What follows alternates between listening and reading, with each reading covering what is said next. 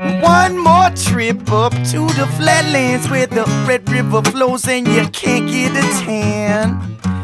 Where the people that you meet on the street aren't afraid to shake your hand. In the venue we booked last week. Alright everybody, welcome. It's another edition of Conversations with Colt Dog, and I'm here with author Thom Wilder. And here, first of all, let me give you a close-up. There's his new book. That is the reason we are here right now.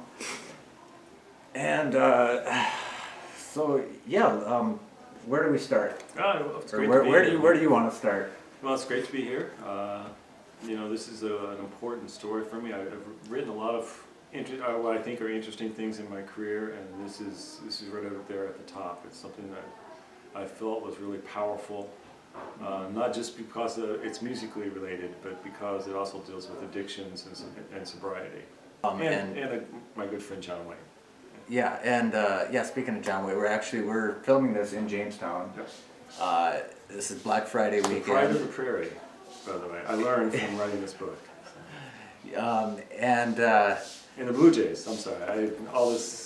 I actually went to high school with John, and then we both, you know, a lot of people from Jamestown, when they graduate high school, they either go to Bismarck or Fargo. Most of them go to Fargo, and so me and John both ended up going there. And in high school, I knew him. We may have had some classes together, but we didn't really, you know, like associate outside of school. Maybe a party here or there, but when we got to Fargo, we hung out. We'd hang out a little bit. You know, we would party, you know, a little bit. So.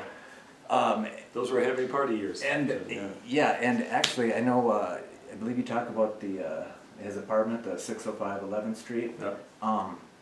And yeah, I was lucky enough to now that I look back on it to witness some of that. I was, you know, there for some of the parties. You know, just sitting around, you know, partying. And Sure. yeah, it was John and there'd be a couple others. They would just grab their guitar, you know, and just kind of started just hanging out. And It was said there was always a party on 11th Street, except the parties were planned, and these weren't ever planned. It was just people just showed up, and suddenly there was a party. Yeah, and you know, it's not like, okay, John's gonna play guitar. No, they're just sitting around and just picked up a guitar. And now looking back on it, I mean, that was kind of like the mold and the foundation for, you know, I mean, his The genesis whole, of it all. yeah, and he's been doing this for 10 years, and yeah, it's just a great thing. And I mean, I cannot wait to read it. Oh, well. I cannot. I tell you, there's a lot of stuff, obviously, that I didn't know. I probably knew 10% of the story when we started. I knew a great 10%. Sure. But there were little details along the way. I mean, I loved when he was telling me about, in Fargo, he started his first band, Happens Often. And he told me the story behind the band name.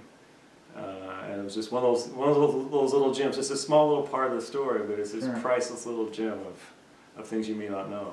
Yeah, well, and even for me, I mean, I kind of knew John, you know. I mean, through all this, I actually didn't even know about the dark times, you know, where he was in Minneapolis. I heard he was homeless for a while, Yeah. and on some serious drugs, you know. Sure. And I mean, Just about everything you can imagine. yeah, I mean, I didn't even, I had no idea, you know. I mean, and you know, we all look at him, you know, and hey, he's in this band, you know, and he's doing good, you know. But yeah, a lot of people don't get to see the other side of it. So. Well, and the one thing about the book, it's fairly chronological, except that when we started, I told John we need one singular moment. I don't care if it's rock bottom or just a moment of realization or whatever, or you come to Jesus moment, whatever. And that's where we got to start the story. Even though we'll tell how you got to that point, Sure. and how you got out of that point later, but we got to start there because that, to me, it was the jumping off point. That was the do or die moment in his life when he had to make that choice. Do I go to rehab one more time, one more trip to rehab, or do I just continue down this destructive path? And I researched the book practically that way. And we did the first chapter first. I told John, I need to know this singular moment, this moment where you knew you had to change. And worked on that chapter probably more than any other chapter, you know, because it was such an important moment in his life. And then after that, we sort of went chronologically. We said, that's, you know, okay, thanks for telling me this low moment in your life. Let's go back to happy childhood and work back up to that. And I think that's a way that it sort of grabs the reader. You know, they see you at your lowest moment, and then you can tell them later how they got there and how they got out of that moment. Sure.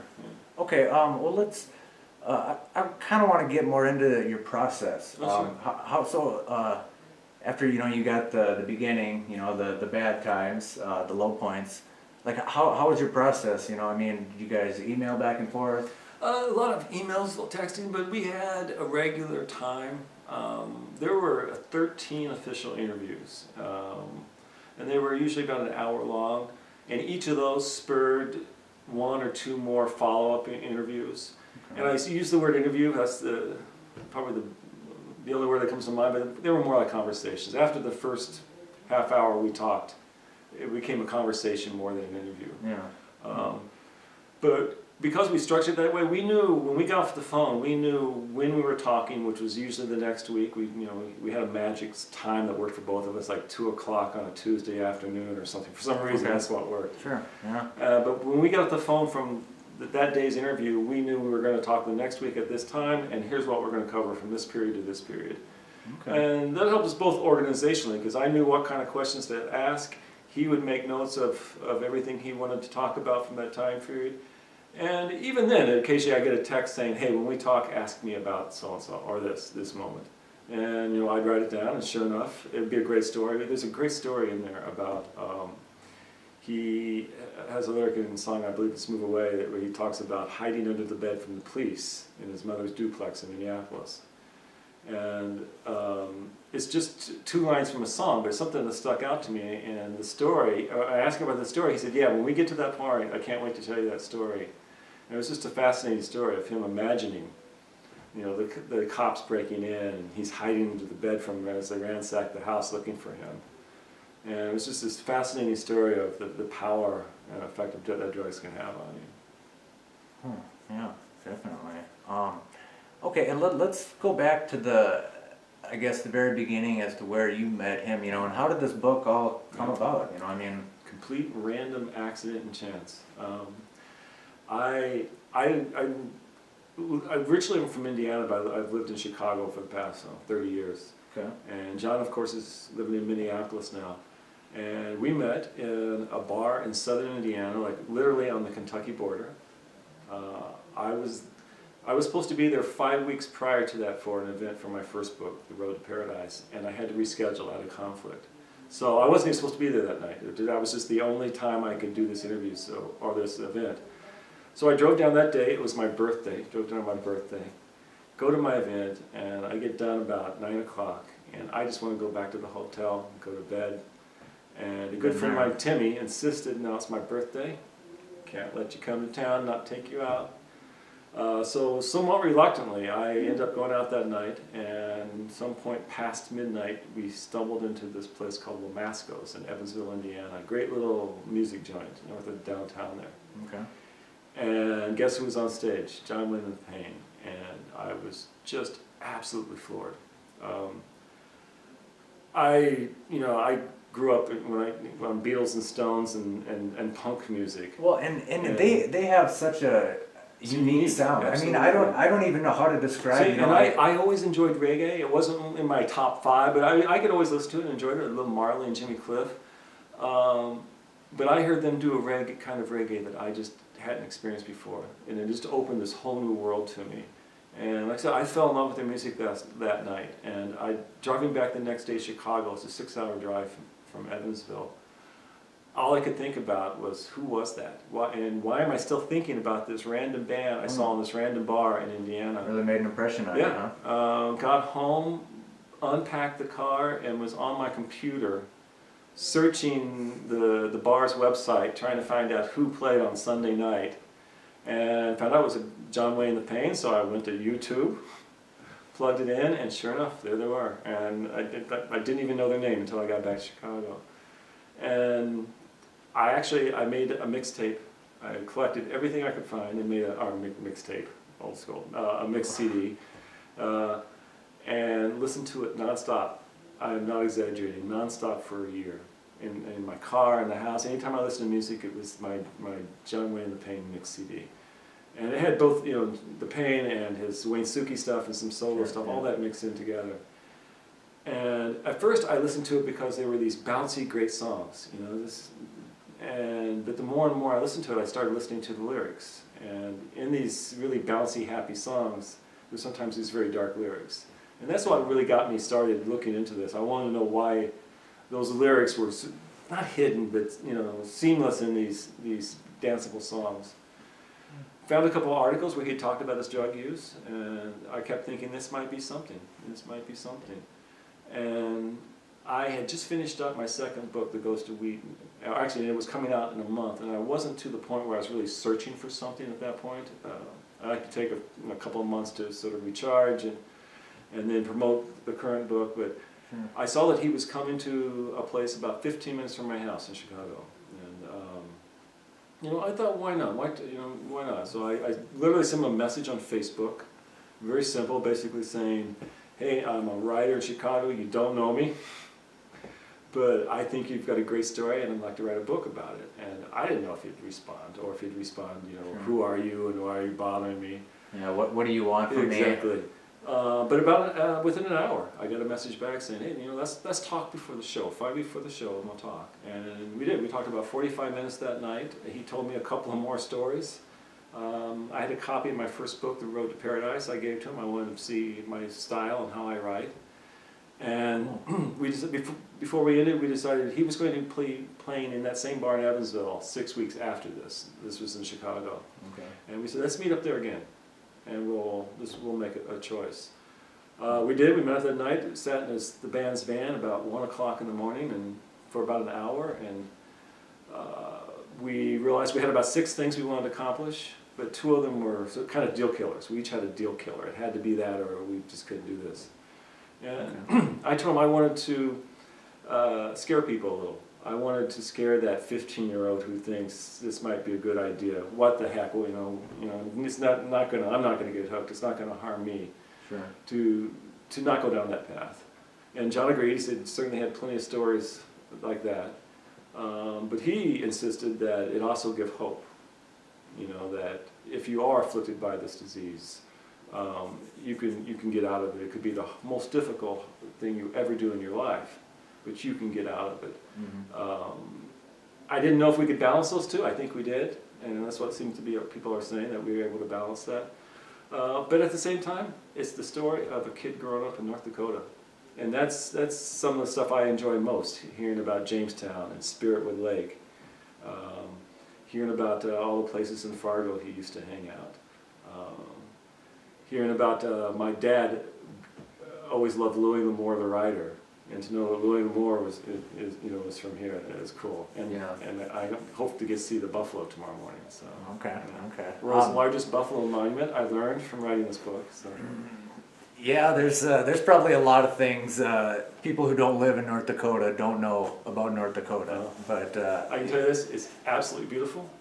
I didn't expect that. I don't know what I expected, but just some of the drives, just to see the yellow rolling hills, it's just at least, and it's not snowing out and it's above 0, so yeah, you're even better.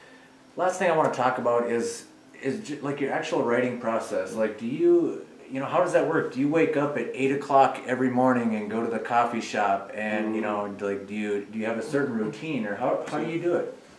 Kind of like that. I drink my coffee at home, but I usually go through a pot of coffee. Do you go to like a Starbucks? Do you write at home? No, I do it at home. I have an office in home. I do part of my work in the office, part of it at my home office, so I'm home quite a bit. Okay. But I do my best writing in the morning.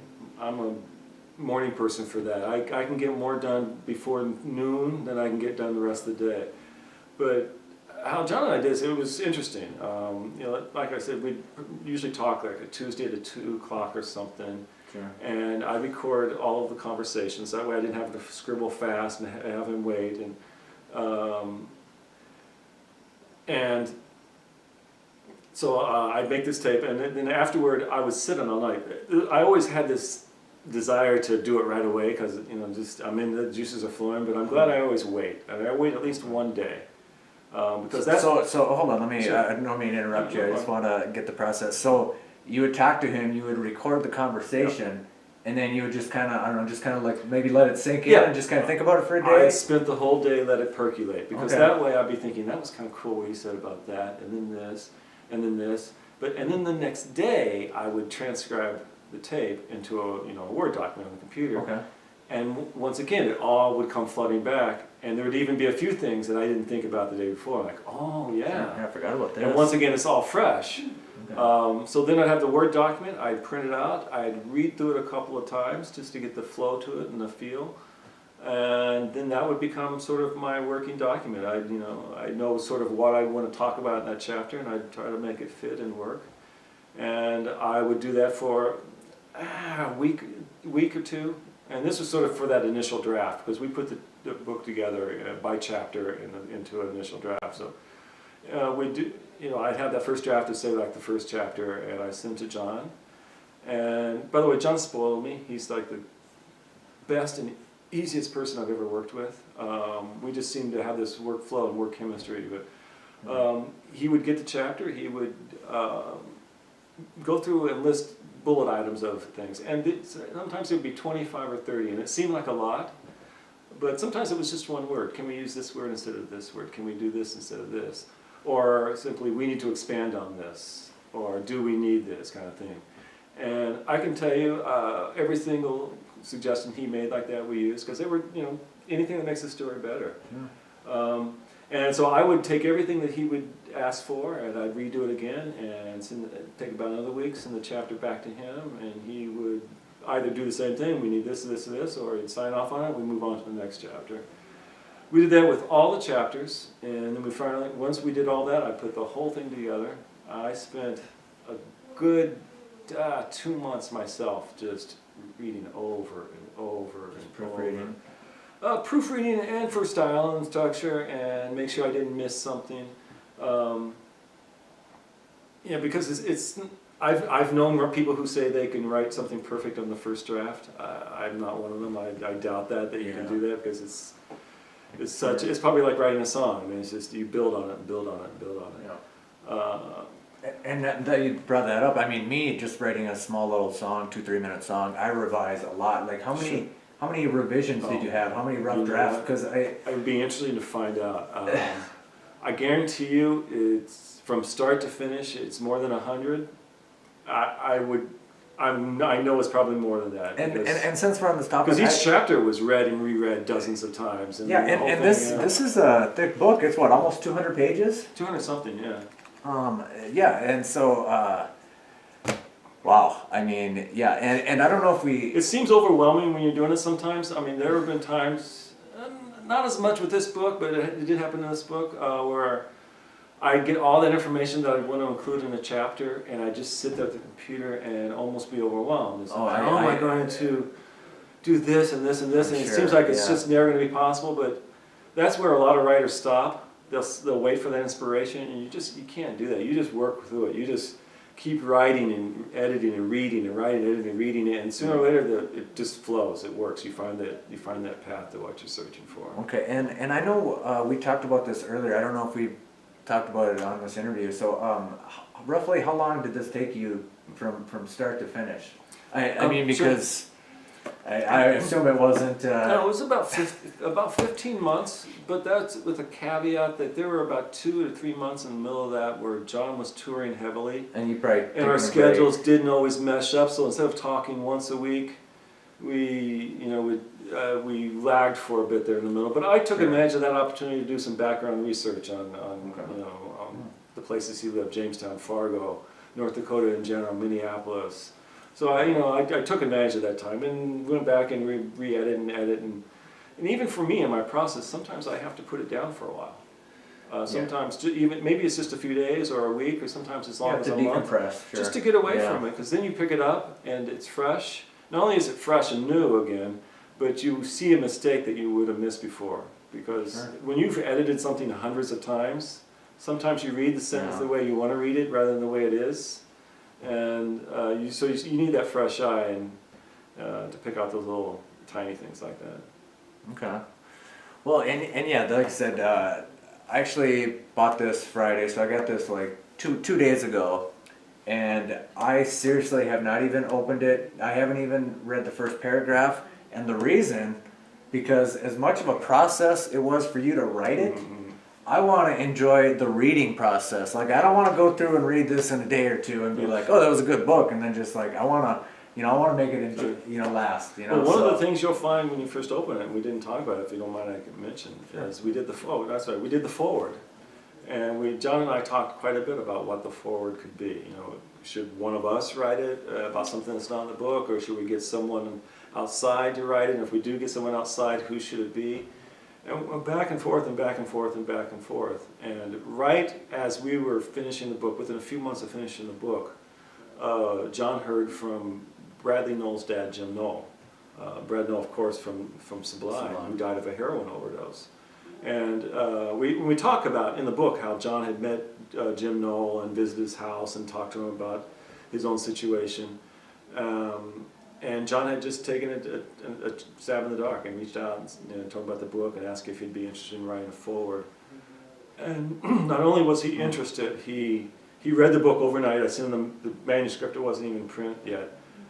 He read the book overnight, and within a couple of days sent me a forward that darn near had me in tears. I mean, it's wow. So that's not about that's right. It's not about a rock star dying. It's about a man's son dying and getting that phone call in the middle of the night, a phone call that you always dreaded but always sort of expected, and that put it all in perspective about how one thing about addiction is you think it's just the addict who's suffering, but even more so it's the family and the friends and everyone around who's watching the addict go down this dark hole, who are really the victims. Yeah. Oh, okay. So yeah, like I said, I have the next couple days off, so I know probably tomorrow morning, afternoon, whatever, I'm gonna dip in, and yeah, so I'm looking forward to reading that forward. And so, first of all, like I said, I want to thank you for the interview. Thank you. And I'll leave you on one quick little story with me and John. At least one that I Good. This might be in the sequel. and- One more trip, part two. Well, at least one that I can tell. So. I believe in here he mentioned he worked at Dwayne's House of Pizza, Dwayne's delivering House of pizza. Pizza, I know he worked there for a couple of years, and I can't remember why or how this came about. But anyway, John actually got me a job there, so I worked with him delivering for. It was like 2 or 3. I think it was like 3 days, and I just didn't like it. And so I told John, I was like, yeah, like I just don't think this job's gonna work out for me, like I'm not even gonna put in my 2 weeks notice, like I'm not gonna show up tomorrow. So I told him, I'm like, yeah, I'm done. So John, I want to say I'm sorry for making you look bad. I appreciate you getting me the job, but yeah, thank you very much. I appreciate it. I look forward to reading the book, and you guys should all go out and get this. And I know I'll put all the links up here. Just do you want to show out some links? Sure. The book's available on not only Amazon and BarnesandNoble.com, but at my personal website, ThomWilder.com. That's THOM Wilder, WILDER, and also available right now at any John Wayne in the Paint Show that you're at. Okay, and then once again, the title is One More Trip: John Wayne's Journey from Addiction to Redemption. Check it out. None more debt, none more debt. There's no need to use 9mm cat, and none more debt, none more debt, none more debt. There's no need for wooden baseball bat, none more debt.